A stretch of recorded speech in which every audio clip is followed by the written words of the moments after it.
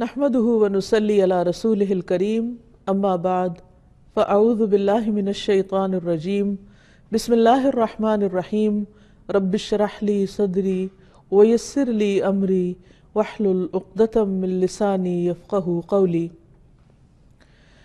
ناظرین، پروگرام اللہ کے خوبصورت نام کے ساتھ آپ کی خدمت میں حاضر ہیں۔ آج ہم اللہ سبحانہ و تعالیٰ کے نام الجبار کے بارے میں گفتگو کریں گے۔ الجبار جبروت والا، الجبار کمزور کی خستہ حالی دور کرنے والا، الجبار اصلاح کرنے والا، الجبار اپنی مخلوق پر بلند، الجبار جو دلوں کے ٹوٹے دلوں کو تسلی بخشنے والا۔ الجبار کا لفظ بہت سے معنوں میں استعمال ہوتا ہے۔ اردو میں عام طور پر جابر کا لفظ ظالم کے معنوں میں استعمال ہوتا ہے، لیکن عربی زبان میں یہ اس کے برعکس ہے۔ اللہ سبحانہ وتعالیٰ کی یہ صفت ہمیں اس کے جبروت، اس کی عظمت، اس کی بلندی کے احساس کے علاوہ اس بات کا احساس بھی دلاتی ہے کہ وہ ذات بلند ہونے کے باوجود اپنی مخلوق کی حاجتوں کو بکثرت پورا کرنے کے ساتھ متصف ہے۔ وہ پوری قوت کے ساتھ ان کی اصلاح کر سکتا ہے، بیماروں کو شفا دیتا ہے، خوف کو امن میں بدل دیتا ہے، ناکامی کو کامیابی سے بدل دیتا ہے، اور وہ اس لحاظ سے بھی الجبار ہے کہ اپنی مخلوق کے اوپر بلند ہے اور مخلوق کے بارے میں اپنی مشیت کو اجباری طور پر نافذ بھی کر سکتا ہے، اور اس کے علاوہ کسی اور کی مشیت نافذ نہیں ہوتی۔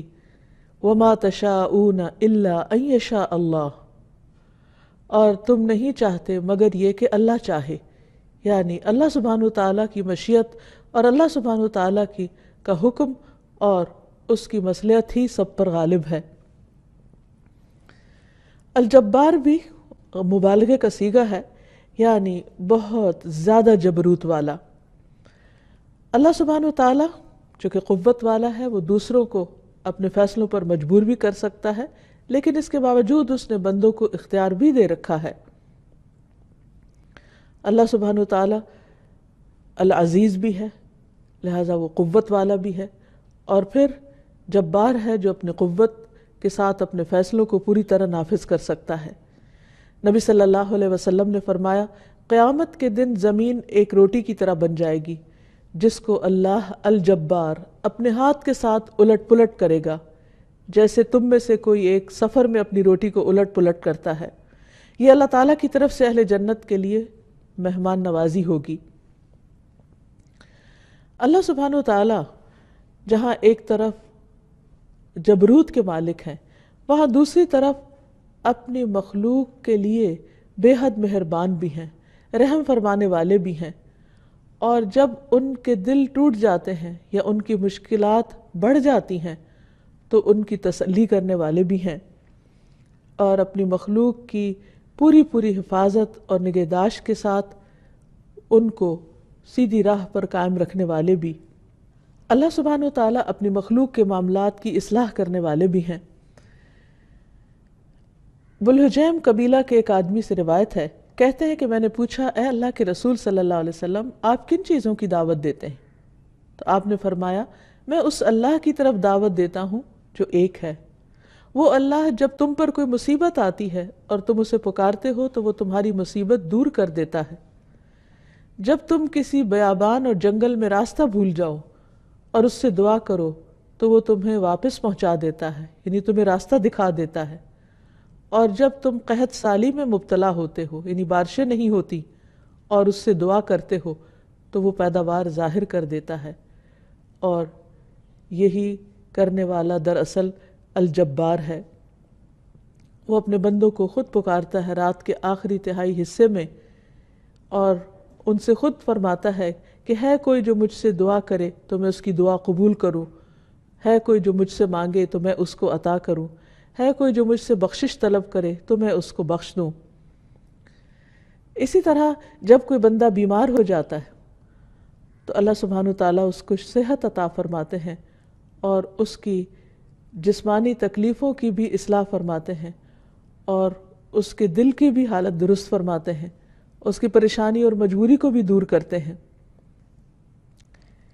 رسول اللہ صلی اللہ علیہ وسلم نے فرمایا، اللہ تعالیٰ فرماتے ہیں جب میں اپنے مومن بندے کو آزماتا ہوں اور وہ تیمارداری کرنے والوں کے سامنے میرا شکوہ نہیں کرتا، یعنی جو اس کا حال پوچھنے کے لیے آتا ہے اس کے سامنے اپنی تکلیف کا بہت زیادہ اظہار نہیں کرتا، تو میں اس کو اپنی قید سے آزاد کر دیتا ہوں، اس کے پہلے گوشت کے عوض بہترین گوشت عطا کرتا ہوں اور اس کے پہلے خون کے بدلے بہترین خون عطا کرتا ہوں، یعنی بدل کر، اور وہ اثر نو عمل کرتا ہے، یعنی انسان بیماری کے بعد بالکل درست ہو جاتا ہے اور پہلے سے بھی زیادہ بہتر کام کرنے لگتا ہے، جبکہ بیماری کی حالت میں انسان مایوس ہو چکا ہوتا ہے۔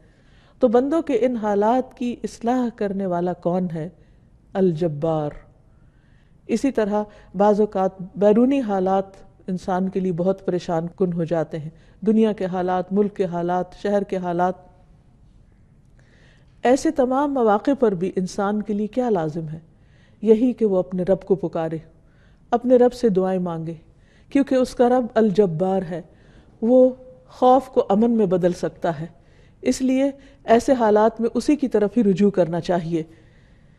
پھر اسی طرح الجبار کا ایک معنی یہ بھی ہوتا ہے کہ وہ قوت سے اپنا فیصلہ نافذ کر سکتا ہے، کیونکہ وہ اپنی مخلوق کے اوپر بلند ہے اور سارے اس کے حکم کے تابعدار ہیں، اس کا حکم سب پر غالب ہے، کوئی اس کے فیصلے کو روک نہیں سکتا، کوئی اس کے حکم کے آگے رکاوٹ نہیں ڈال سکتا، وہ جو چاہتا ہے کرتا ہے اور جو نہیں چاہتا وہ نہیں کرتا، کوئی اس کو اس کے کرنے پر مجبور نہیں کر سکتا۔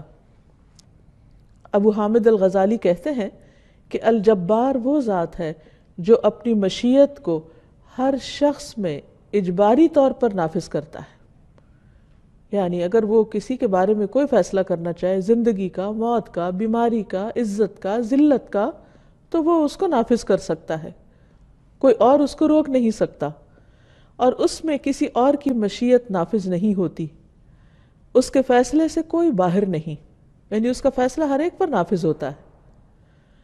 اور اللہ تعالیٰ کی ہستی سے لوگوں کے ہاتھ قاصر ہیں، یعنی کوئی بھی اللہ تعالیٰ پر اپنا فیصلہ نافذ نہیں کر سکتا۔ جبار مطلق وہی اللہ سبحانہ و تعالیٰ ہے، وہ ہر ایک پر جبر کرتا ہے، کوئی اس پر جبر نہیں کر سکتا۔ اللہ حکم نافذ کرتا ہے اور کوئی دوسرا اللہ کے بارے میں حکم نافذ نہیں کر سکتا۔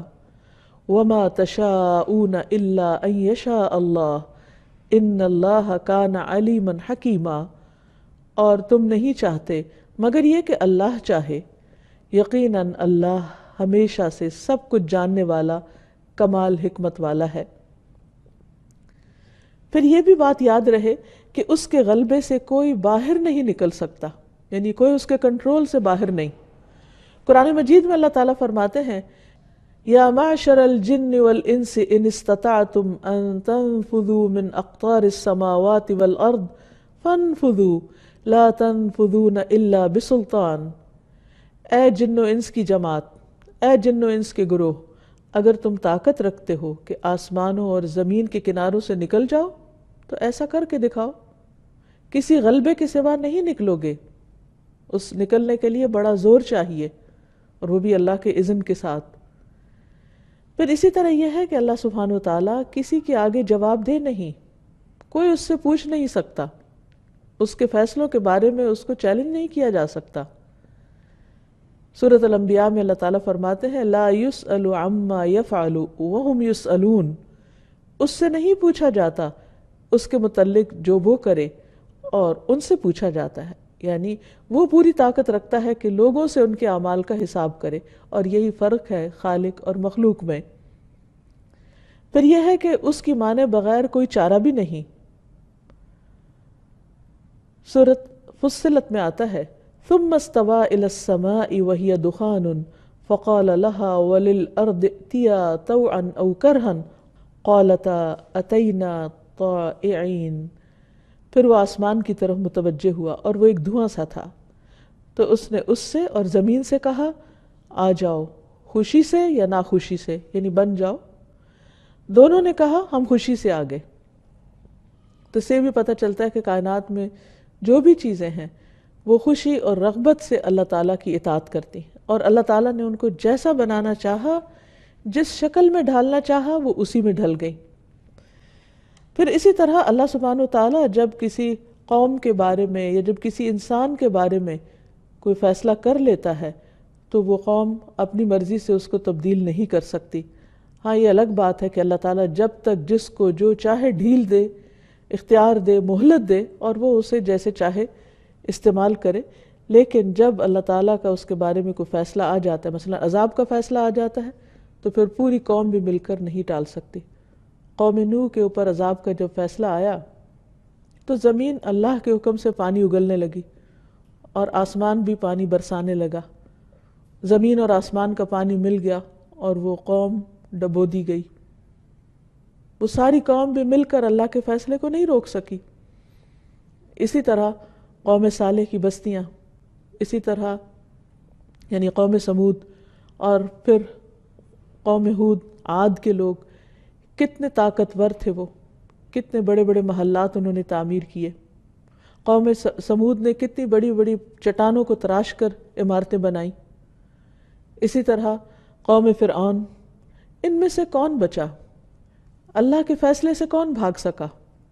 اللہ سبحانہ وتعالیٰ کا فیصلہ ان پر نافذ ہو کر رہا۔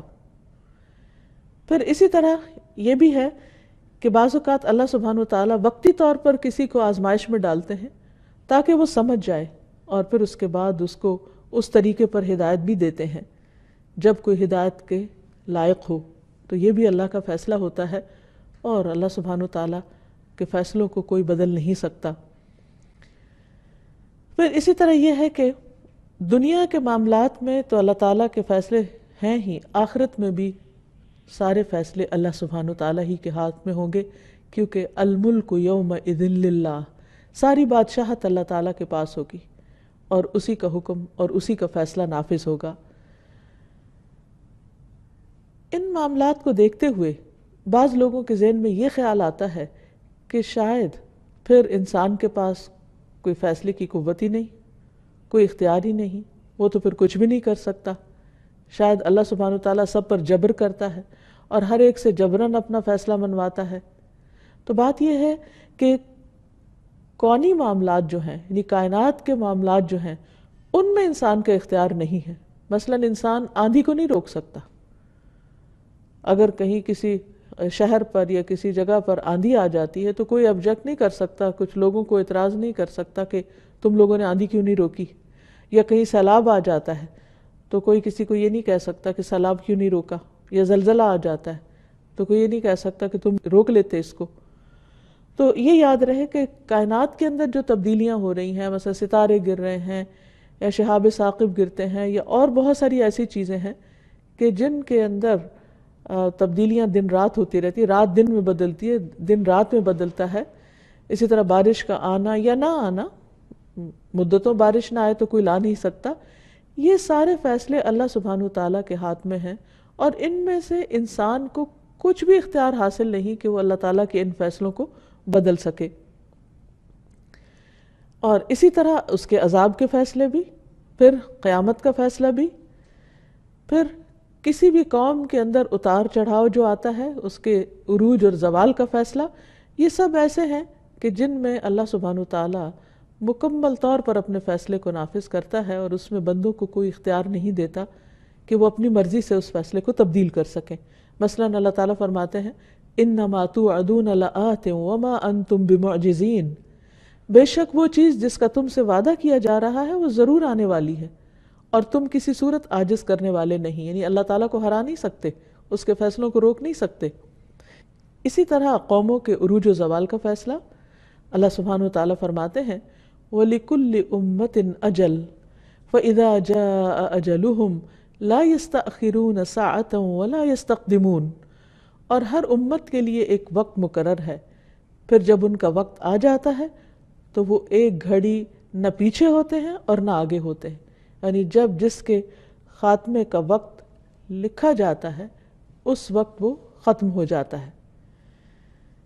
لیکن اس سے یہ غلط استدلال نہیں کرنا چاہیے کہ اللہ تعالیٰ بندوں کو کسی خاص کام پر مجبور کرتا ہے، جیسے جبریہ فرقے نے کہا ارشاد باری تعالیٰ ہے لا اکراہ فی الدین قد تبین الرشد من الغی فمن یکفر بالطاغوت ویؤمن باللہ فقد استمسک بالعروۃ الوثقی لا انفصام لها واللہ سمیع علیم۔ دین میں کوئی زبردستی نہیں، بلا شبہ ہدایت گمراہی سے صاف واضح ہو چکی ہے۔ پھر جو کوئی باطل معبود کا انکار کرے اور اللہ پر ایمان لائے تو یقیناً اس نے مضبوط کڑے کو تھام لیا، مضبوط سہارا پکڑ لیا جسے کسی صورت میں ٹوٹنا نہیں، اور اللہ سب کچھ سننے والا اور سب کچھ جاننے والا ہے۔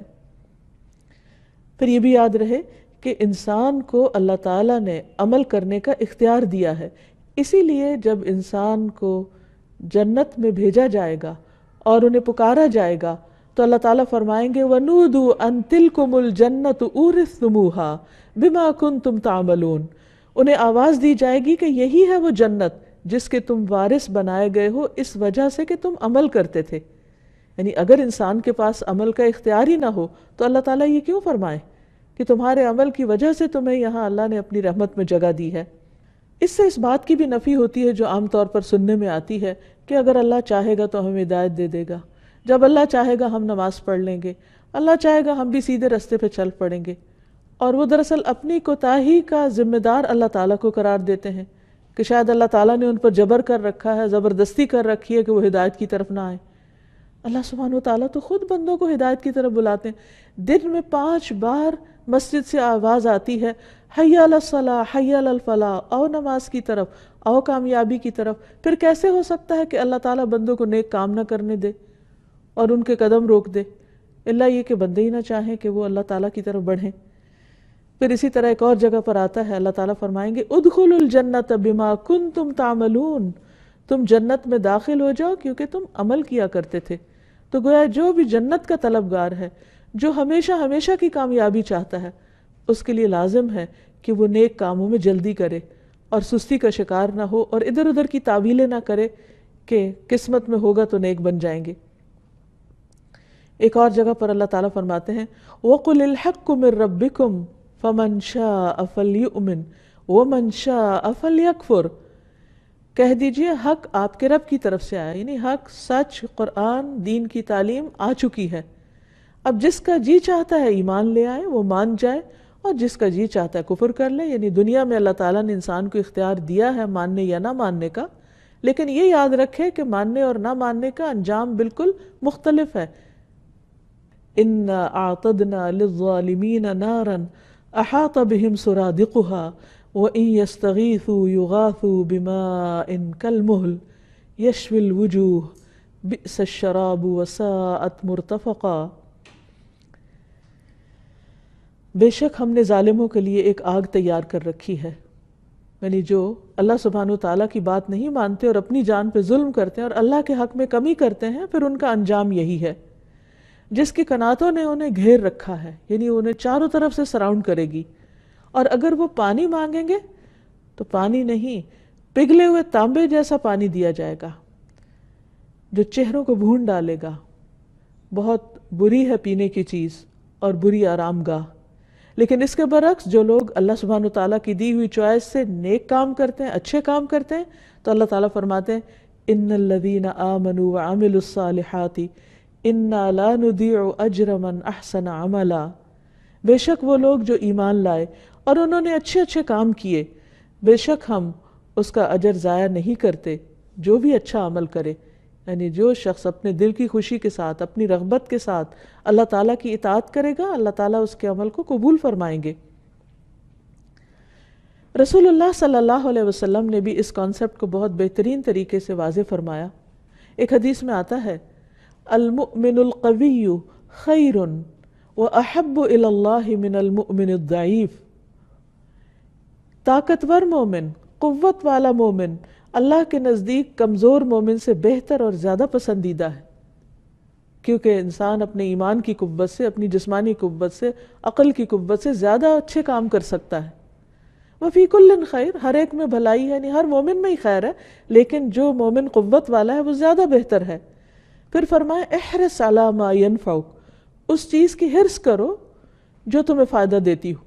جب فائدے کی بات آتی ہے تو ہم عام طور پر صرف دنیا کا فائدہ سوچتے ہیں، اور دنیا کا تو کوئی نہ بھی کہے تو ہم خود ہی ان چیزوں کے حریص ہو جاتے ہیں جن میں خواہ وقتی فائدہ کیوں نہ ہو.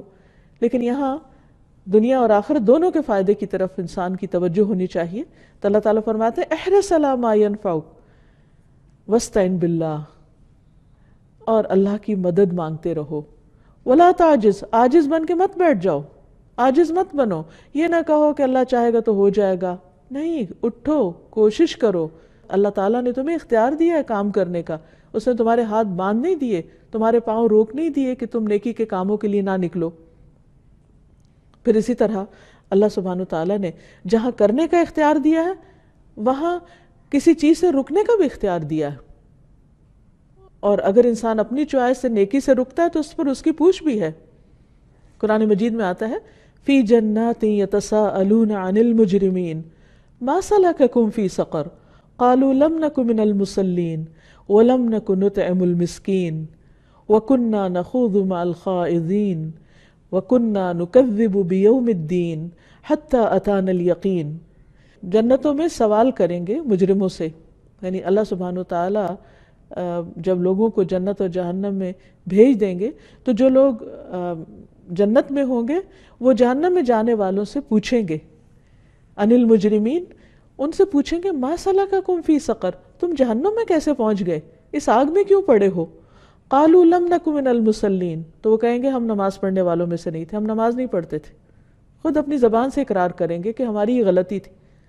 تو اس سے پتہ چلتا ہے کہ انہیں پتہ تھا کہ وہ پڑھ سکتے تھے لیکن انہوں نے جان بوجھ کے نہیں پڑھی، اس لیے ان کا یہ انجام ہوا. وَلَمْ نَكُ نُطْعِمُ الْمِسْكِينَ، اور دوسرا بہت بڑا قصور اور گناہ یہ تھا کہ ہم مسکین کو کھانا نہیں کھلاتے تھے، غریبوں کا خیال نہیں رکھتے تھے، بھوکوں کو نہیں کھلاتے تھے، ضرورت مندوں کی ضرورت پوری نہیں کرتے تھے. تو یہ چیز ہمیں جہنم میں لے آئی. اور تیسری بڑی خرابی کیا تھی؟ وَكُنَّا نَخُوضُ مَعَ الْخَائِضِينَ، دین کے بارے میں بحثیں کرنے والوں کے ساتھ مل کے ہم بھی بحثیں کرتے تھے، باتیں بناتے تھے. اور یہی بحثیں اور باتیں ہی ہیں دراصل انسان کو بھٹکانے والی، کہ انسان اللہ سبحانہ وتعالیٰ کے بارے میں غلط گمان قائم کر لیتا ہے، دین کے بارے میں غلط رائے قائم کر لیتا ہے، کیونکہ اس نے دین کی اصل بنیاد جو قرآن میں ہے، نبی صلی اللہ علیہ وسلم کی سنت میں ہے، اس کو نہ خود کبھی پڑھا ہوتا ہے، نہ کبھی سنا ہوتا ہے، نہ کبھی جانا ہوتا ہے. اور دین کے بارے میں صرف سنی سنائی باتوں پر ہی اس نے اپنا ایک امیجنیشن قائم کیا ہوتا ہے جزا سزا کے بارے میں، جنت جہنم کے بارے میں. تو یہی غلط فہمیاں اس کے برے انجام کا باعث بنی. اور وَكُنَّا نُكَذِّبُ بِيَوْمِ الدِّينِ، ہم یوم الدین یعنی جزا سزا کے دن کو ہی جھٹلاتے تھے کہ یہ سب لوگوں کی ایسی مولویوں کی باتیں ہیں، ڈراتے ہیں، اور یہ سب خیالی چیزیں ہیں، حقیقت ان کی کچھ نہیں. حَتَّى أَتَانَا الْيَقِينَ، یہاں تک کہ ہمارے پاس یقین آ گیا. اب اس حقیقت کو ہم فیس کر رہے ہیں، اور اس وقت اللہ سبحانہ وتعالیٰ کے اس فیصلے کو کوئی بھی پلٹ نہ سکے گا. اللہ تعالیٰ کا یہ فیصلہ نافذ ہو جائے گا، کیونکہ دنیا میں اللہ تعالیٰ نے اختیار دیا تھا، آج ان کے پاس اختیار نہیں ہے. اس لیے اپنی سزا کے فیصلے کو نہ کسی کورٹ میں چیلنج کر سکتے ہیں، اور نہ ہی اسے بدل سکتے ہیں، اور نہ ہی اس مشکل سے انہیں کوئی اور نکال سکتا ہے. تو اس لیے انسان کو اس دنیا میں بہت کانشیس ہو کر، کیئرفل ہو کر زندگی بسر کرنی چاہیے. ایک اور جگہ پر آتا ہے من عمل صالحا فلنفسہ، جو اچھے کام کرے گا اپنی ذات کے لیے کرے گا. ومن اساء فعلیہا، اور جو برا کرے گا اس کی بھی ذمہ داری اسی پر ہے. وما ربک بظلام للعبید، اور تیرا رب بندوں پر کچھ بھی قطعاً ظلم کرنے والا نہیں ہے. یعنی ایسا نہیں کہ کچھ لوگوں کو اللہ تعالیٰ نے کہا کہ تم نیک بن جاؤ اور کچھ کو کہا تم برے ہی رہو. نہیں، اللہ تعالیٰ نے دونوں کو چوائس دی اور دونوں کے لیے راستہ واضح کر دیا، اور دونوں کو ہی مختلف طرح کے دونوں قسم کے لوگوں کو مختلف طرح کے وسائل عطا کیے، عقل دی، سمجھ دی، اور اللہ تعالیٰ نے وحی کے ذریعے ہدایت کا بھی بندوں کے انتظام کیا. اب فمن شاء فلیؤمن ومن شاء فلیکفر، جس کا دل چاہے ایمان لائے اور جس کا دل چاہے انکار کرے. پھر یہ کہ اللہ سبحانہ وتعالیٰ الجبار، جبروت والا، عظمت والا، قوت والا، یہ اس کی شان کو تو زیبا ہے، لیکن بندوں کے حق میں جبار ہونا کوئی پسندیدہ صفت نہیں، کیونکہ بندوں کے پاس نہ وہ علم ہے، نہ وہ حکمت ہے، اور نہ ہی وہ سمجھ ہے. اس لیے اللہ سبحانہ وتعالیٰ کے لیے نبی صلی اللہ علیہ وسلم اپنے رکوع اور سجود میں جو دعا کرتے سبحان ذی الجبروت والملکوت والکبریاء والعظمہ، پاک ہے وہ ذات جو غلبے والی، قوت والی، ملکیت والی، بڑائی والی اور عظمت والی ہے. یعنی اس کے اندر یہ سب کچھ ہے، لیکن اس کے باوجود وہ اپنے بندوں پر ظلم نہیں کرتا. اس کے برعکس جب بندوں کے پاس اس میں سے کوئی بھی چیز آتی ہے، قوت یا غلبہ یا اقتدار یا کسی چیز کی ملکیت، تو عام طور پر وہ دوسرے بندوں کا حق بھول جاتے ہیں. اس لیے بندوں کے حق میں جبار ہونا ناپسندیدہ ہے. اسی لیے اللہ سبحانہ وتعالیٰ فرماتے ہیں كَذَلِكَ يَطْبَعُ اللَّهُ عَلَى كُلِّ قَلْبِ مُتَكَبِّرٍ جبار. وہ لوگ جو اللہ کی آیات میں جھگڑتے ہیں بغیر کسی دلیل کے جو ان کے پاس ہو، بڑی ناراضگی کی بات ہے اللہ کے نزدیک. یعنی بغیر علم کے اللہ کی آیات کے بارے میں بحثیں نہیں کرنی چاہیے، جھگڑنا نہیں چاہیے. اور ان کے نزدیک جو ایمان لائے وہ بھی اس چیز کو پسند نہیں کرتے. اسی طرح اللہ تعالیٰ ہر متکبر اور سرکش جبار کے دل پہ مہر لگا دیتا ہے. جب انسان ضد میں آ کر، ہٹ دھرمی کا شکار ہو کر اللہ سبحانہ وتعالیٰ کے فیصلوں کے بارے میں ناپسندیدگی کا اظہار کرتا ہے یا اس کی کتاب کے بارے میں ایسی حرکت کرتا ہے، تو پھر اللہ تعالیٰ اس کا دل سخت کر دیتے ہیں اور اس کو ہدایت کی توفیق بھی نہیں دیتے. جب انسان اللہ سبحانہ وتعالیٰ کی اس صفت کو جان لے، یعنی الجبار ہونے کو، تو اس کے بعد اس کی زندگی میں اس کا اثر نظر آنا چاہیے. اللہ کے اس نام کے ساتھ اللہ تعالیٰ کو پکارنا بھی چاہیے اور اپنے اعمال میں بھی تبدیلی لانی چاہیے. مثلا اگر ہم اپنے مقاصد میں کامیاب نہیں ہوتے، ہم کوشش کرتے ہیں، بار بار کوشش کرتے ہیں، لیکن بات نہیں بنتی نظر آتی اور ہم بے بس پاتے اپنے آپ کو، تو اس وقت اس صفت کے ساتھ اللہ کو پکارنا چاہیے کہ یا جبار، اے وہ جس کے پاس ساری عظمت اور بلندی ہے، جس کے فیصلے ہر طرح سے نافذ ہو سکتے ہیں، جو سب کچھ کرنے پر قادر ہے، تو ہماری مدد فرما، ہماری کمیوں کو دور کر دے. ہم اپنی کمزوری کی وجہ سے کسی چیز کو نہیں پا سکتے، لیکن تیرے لیے کوئی بھی چیز مشکل نہیں.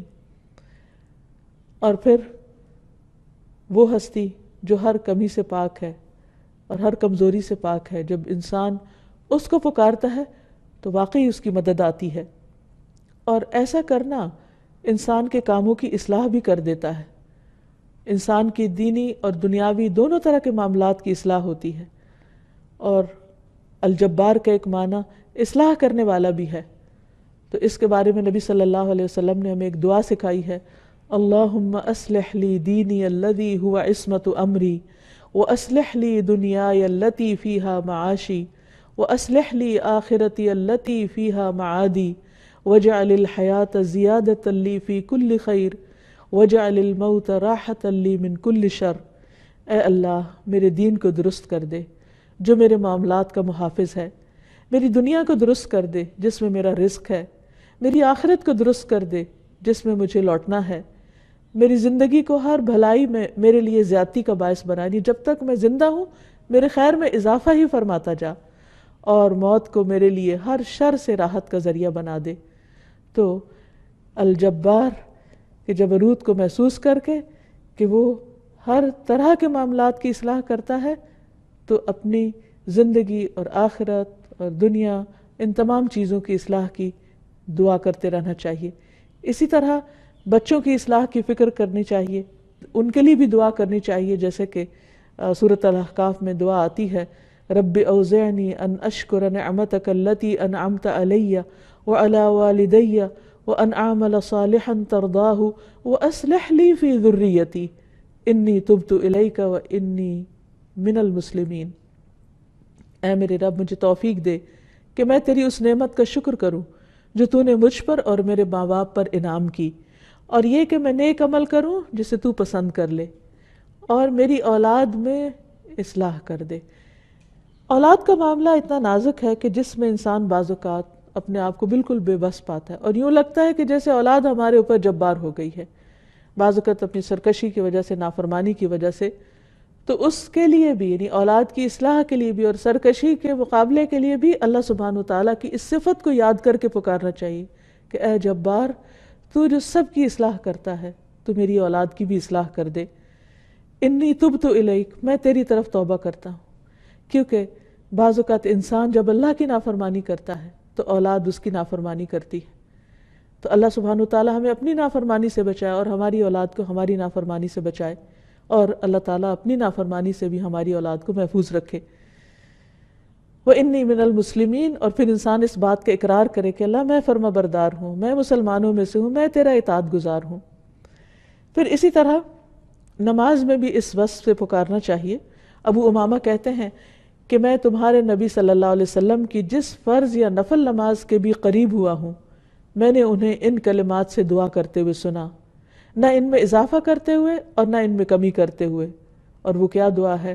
اللہم اغفر لی ذنوبی وخطایایا، اللہم انعشنی واجبرنی واہدنی لصالح الاعمال والاخلاق فإنہ لا یہدی لصالحها ولا یصرف سیئها الا انت۔ اے اللہ تو میرے گناہوں اور میری خطاؤں کو معاف کر دے، اے اللہ مجھے تندرست کر دے، میری کمیاں پوری کر دے، اور نیک اعمال اور اخلاق کی طرف میری رہنمائی کر دے، کیونکہ ان کی نیکی کی طرف رہنمائی کرنے والا اور ان کی برائی کو دور کرنے والا تیرے سوا کوئی نہیں۔ یعنی یہ نبی صلی اللہ علیہ وسلم دعا کثرت سے پڑھا کرتے تھے۔ پھر اسی طرح یہ ہے کہ دو سجدوں کے بیچ میں بھی اللہ سبحانہ وتعالیٰ سے دعا کرنی چاہیے، اللہم اغفر لی وارحمنی واجبرنی۔ اسی طرح انسان اپنی عملی زندگی میں خود جابر اور قاہر بننے سے پرہیز کرے، یعنی دوسروں کے اوپر غلبہ پانے کی کوشش نہ کرے یا دوسروں کے ساتھ زیادتی نہ کرے، بلکہ اللہ سبحانہ وتعالیٰ کے احکامات کے آگے جھکتا رہے۔ اور اس کے لیے انسان دنیا کے بڑے بڑے جابروں کے انجام سے سبق پکڑے، کیونکہ اللہ تعالیٰ ہر انسان کو کچھ نہ کچھ دے کر آزماتا ہے۔ بعض اوقات اس کو سوچنے کی قوت دیتا ہے، کبھی بولنے کی دیتا ہے، کبھی لکھنے کی دیتا ہے، کبھی مال کی قوت دیتا ہے، کبھی اولاد سے قوت دیتا ہے۔ تو جو بھی نعمت ہوتی ہے وہ انسان کے لیے امتحان بن جاتی۔ تو شیطان چونکہ انسان کے ساتھ ہے تو بہت دفعہ وہ ان نعمتوں اور ان قوتوں کو غلط راستے پہ ڈالنے کی کوشش کرتا ہے، اور انسان کبھی اس کے بہکاوے میں آ جاتا ہے۔ تو ایسے میں کبھی بھی انسان اپنے کسی اختیار، کسی بھی نعمت کی وجہ سے اگر دوسروں کے اوپر زیادتی کرنے لگا ہے تو اسے رک جانا چاہیے کہ ظلم اور زیادتی کبھی بھی پنپتی نہیں۔ اللہ سبحانہ وتعالیٰ ظالم کو یا جابر کو ایک وقت تک تو مہلت دیتا ہے، لیکن اس کے بعد اس کی رسی کھینچ لیتا ہے اور وہ اپنے ناک کے بل گرتا ہے۔